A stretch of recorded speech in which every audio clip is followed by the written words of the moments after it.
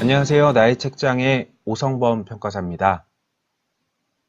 오늘은 그 저작권의 감정평가 세 번째 시간으로 지난 시간에 말씀드렸던 저작권의 정의나 평가 목적, 구체적인 사례들을 넘어서 실제로 저작권을 감정평가할 때 어떤 과정을 거치는지에 대해서 말씀드리고자 합니다.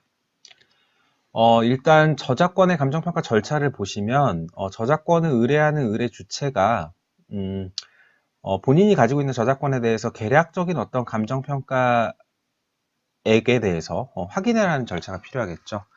그런 경우에 이제 예비 감정평가라고 해서 제시받은 서류만을 근거해서 개략적인 어떤 금액을 산정해 보고요. 그리고 나서 이제 예비 감정평가 후에 다시 의뢰인에게 대략적으로 금액이 어느 정도 산정될 것이며 이 평가권을 처리하는데 처리 기간이나 수수료가 어떻게 되는지에 대해서 말씀을 드리고, 그러면 이제 의뢰인은 그 내용을 보고 결정을 하시겠죠. 결정을 하셔서 정식 평가를 의뢰하는 경우에는 정식 평가를 하고 이제 정식 감정평가 보고서를 송부해 드리는 이런 절차로 진행이 되고 있습니다. 그래서 예비 감정평가의 경우에는 하루 안쪽으로 시간이 소요되는 것이고요. 정식 감정평가의 경우에는 이제 주어진 자료를 다 서류의 어떤 진위 여부를 다 확인하고 금액 자체도 구체적으로 근거에 기반해서 산정을 해야 되기 때문에 약 10일 이상의 기간이 소요된다라고 보시면 될 것 같습니다. 그러면 이제 어떤 서류들이 필요하느냐? 일단 저작권 자체를 확정하는 서류가 필요하겠죠. 그래서 예비 감정 평가를 하는 경우에는 어떤 저작물이 등록되어 있고 그 저작물이 언제부터 공표가 되기 시작했으며 그 저작물이 누구에게 양도되었다 혹은 누구에게 신탁되었다 이런 내용들을 확인하면 되는데, 정식 감정 평가를 할 때는 이제 저작권 등록부가 정식으로 필요로 할 거고요. 계약의 경우에는 계약서 사본도 요청을 드릴 수가 있겠습니다. 이렇게 해서 이제 저작권 자체에 대한 확정이 끝나면 이 저작물을 이제 평가하는 데 필요한 서류들이 있겠죠. 그래서 예비 감정 평가를 할 경우에는 이 저작물을 통해서 어떤 채널에서 어떤 수입이 어느 정도 나온다라는 것 정도만 개략적으로 알려주시면 되거나, 아니면 저작물을 계약했을 때 어느 정도의 로열티를 받고 있다 정도만 확인이 되면 되지만, 이제 정식 평가를 할 때는 당연히 그거에 대한 어떤 증빙 서류나 계약서 사본이 제시가 돼야 된다는 거고요. 그게 이제 개인 사업자나 법인 사업자인 경우에는 당연히 입출금 내역이나 재무제표로 그것을 확인을 받을 수 있을 것입니다. 그 외에 이제 저작권 평가는 사실 이제 들어간 비용하고는 별도로 수익이 발생하는 것이긴 한데, 이제 참고 자료로서 저작물을 제작하는데 어느 정도 비용이 들어갔는지, 그 다음에 정식 감정 평가를 할 때는 그 제작 비용에 대한 어떤 증빙 서류들이 있는지를 함께 제시받아서 그 서류에 기반해서 평가를 하게 됩니다. 평가를 하는 방법은 주된 평가 방법이 수익환원법이라고 해서 저작물로 인해서 발생하는 수입을 가지고 가치를 산정하는 방식으로 구성이 되어 있습니다. 그래서 수입이 3년만 발생할 수도 있고요. 10년만 발생할 수도 있고, 길게는 50년, 70년 발생할 수도 있는데, 해당 기한을 일단 설정을 하고요. 어느 정도 수익이 장기간 발생할 수 있는지, 그 다음에 해당 기간 동안의 저작물 수입은 어떤 채널을 통해서 어떻게 유입이 되는지, 그리고 그 수입을, 이건 미래에 발생할 수입이니까 그것을 이제 현재 기준으로 재산정했을 때는 이제 어느 정도 되는지, 이렇게 해서 크게 세 가지 주요 팩터가 있다고 보시면 될 것 같습니다. 추정 기간을 결정하고, 저작물 수입을 추정하고, 그 다음에 할인율을 추정하는 방식으로 이렇게 로직이 되어 있는데, 이건 이제 감정평가를 하지 않고, 감정평가를 하면 비용이 들잖아요. 그러니까 감정평가를 하지 않고 세법상 있는 보충적 평가 규정으로 평가를 할 수도 있습니다.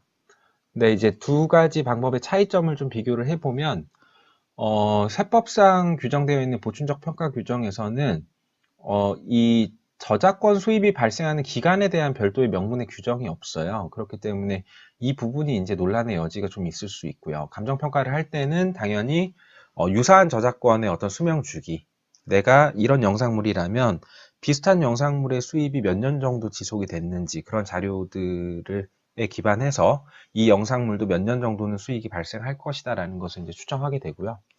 저작물 수입의 경우에도 이제 감정평가를 하게 되면 장래에 받을 연도의 수익 금액을 이제 과거 추세나 이런 것들을 통해서 분석해서 결정하게 되는데, 보충적 평가 규정에서는 장래에 받을 각 연도의 수익 금액을 확정할 수 없을 경우에는, 대부분 확정할 수 없겠죠.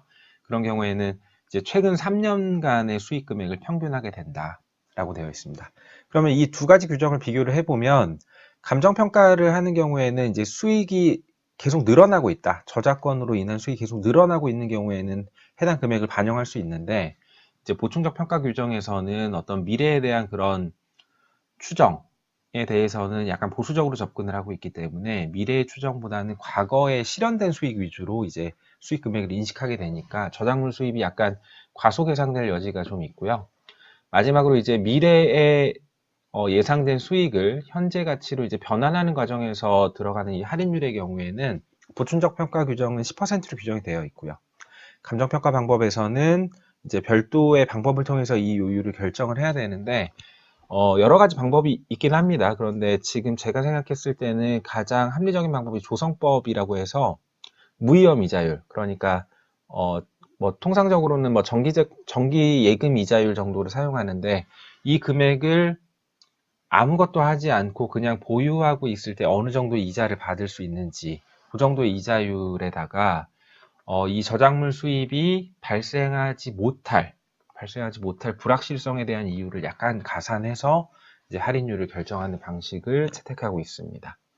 그렇게 해서 이제 수익 방식으로 저작권의 가치가 결정이 되면 그거 외에 이제 이 금액이 적절한가에 대해서 검토하는 절차가 좀 있어요. 그런데 감정평가 방법에서는 원가법이라고 해서 실제 그 저작물을 제작하는 데 들어간 원가적인 측면에서 비용이 얼마가 들었느냐, 혹은 해당 저작권이 거래된 사례가 있다면, 뭐 찾아보기 쉽진 않겠지만 거래된 사례가 있다면 거래된 금액이 어느 정도냐를 가지고 이 금액의 합리성을 검토를 하게 되고요.